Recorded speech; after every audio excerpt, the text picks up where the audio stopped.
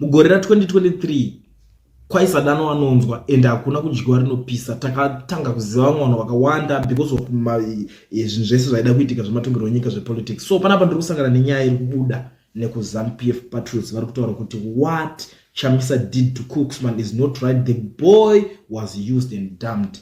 Ndo zviri kutaurwa panapa nevanhu ava. So pakutaurwa kwenyaya iyi nyaya iyoyo munongoziva kuti muZimbabwe hazvikwanisike kuti zvinge zvichizongonzi zvapera murunyararo kana kuti zvapera zvakanaka, nekuti vanhu vanogara vaine zvakawanda zvekutaura. But chazoita kuti vatange kuzosvika pakunotaura nyaya iyoyo, pane post yanga yakasendwa naiye Cooksman wacho achiti if prayer was effective in influencing politics, ZANU would not have tolerated prayer. In fact, they would have beaten up anyone who dared to pray. Ndo mashoko anga abuda achitaura achiti aiwa kana munamato uchishanda kana kuti une simba ZANU-PF ingadai isingabvumidze vanhu kuti vanamate, ingadai ichitobata ichirova kana kusunga wese ari kuedza kunamata, nekuti pasi rino hatisati takamboona president akapinda pachigaro neminamato kana kuti nenyaya dzechitenderano idzi. So vanhu vari kuzobudawo vari kukomenda on nyaya iyoyo yanga yazobudiswa yanga yakaitaurwa neZANU-PF patriots since the boy was used and dumped. Ndopa vari kutaura kuti kakumwa masese kakomana akashuwa it's said.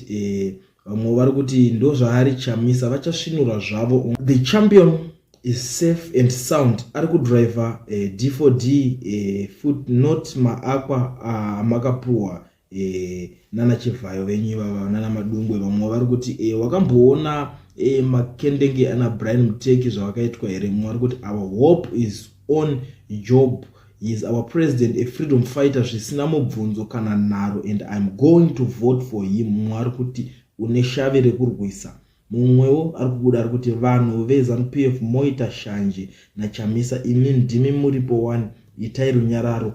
Mumwewo ari kuzobudikirawo ari kutaura kuti so Chamisa is all you see every day, right? Saka chibaba for real. Mumwe ari kuti can you please show us Tambaoga's current picture? Mumwe ari kuti what ZANU-PF did is not right. We used and damned. Mumwe ari kutoclaima aisa mufananidzo wake akapfeka hembe dzakabvarwa dzeZANU-PF. Mumwe ari kuti don't imagine too much in life.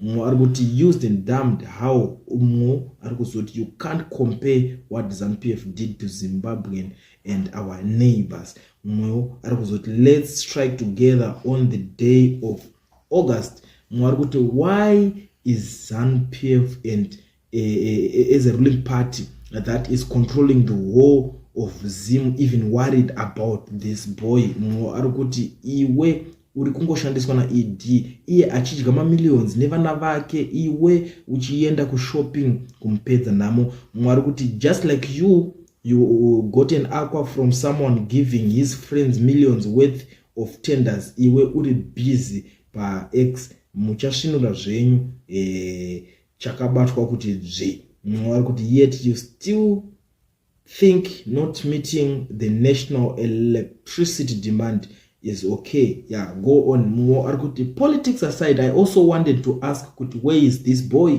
Mumwe ari kuti vari kuroveswa super. Mumwe ari kuti you lie, he is enjoying his life.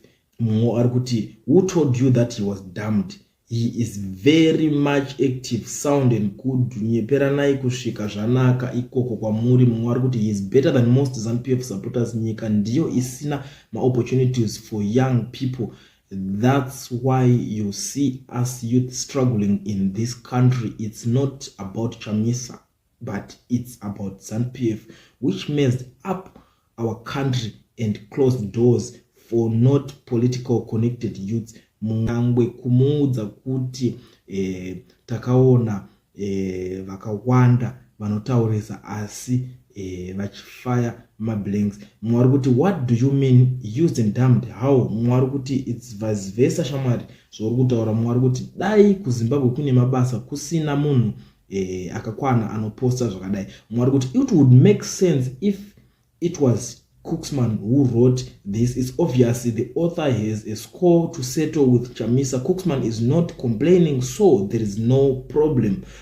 According to you, what was Chamisa supposed to do? He is not the president of Zimbabwe in order for him to pass conductive laws. Arikuti Chamisa aita sei ndiye anopinza vana mabasa here, chinodiwa chete kuti awane zvokuita. Simple. Muzobuda kuti I'm just nobody, but mfana uyu anodika kupfura party yenyu. Arikuti Cooksman reasons more than all of you the ZANU-PF. If you want him to dislike Chamisa, you fail.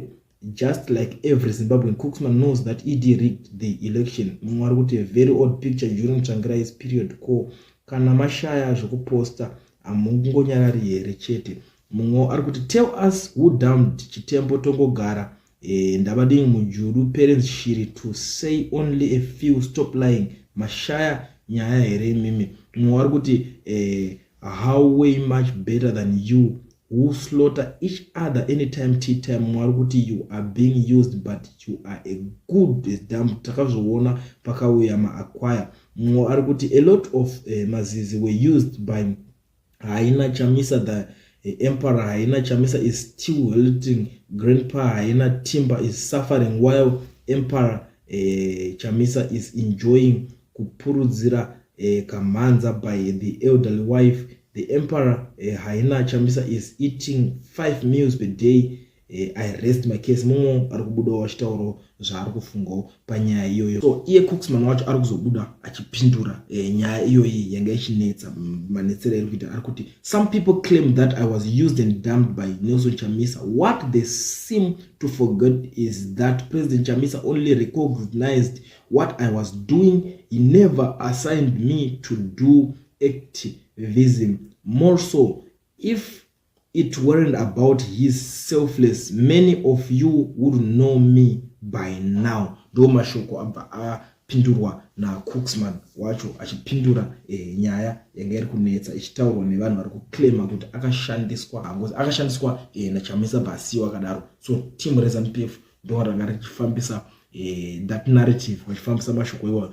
Not sure kuti vanga vachida kuzotaimira kuwana chi. Unoziva vanhu vakawanda vanenge vachingotaurawo nyaya dzinongoitika zvemuZimbabwe. Munozviziva imi kuti munhu akangomuka kuseni anoda kuti angonzi ataurawo something, kuziva kuti at the end of the day anogona kuzobudawo ne something out of zvaanenge atanga kutaura kuseni. Saka iwo wacho mukomana arizobuda zviramba kuti ininiwo Chamisa ndiyakatouya akatoona zvandaitoito ndobva handifarira bva atondiisawo pamepo. Saka dai pasina iye dai musingatondizivewo. Saka zvekuti akandishandisa rinenge ratongowa drama. Ndo nyaya iripo. Ameno muri Zimbabwe kuti nyaya iyi makada kuitariso imi munoionawo seiwo nemafungiro evanhu etambotiraya kubudisa tichiunza kwamuri panapa.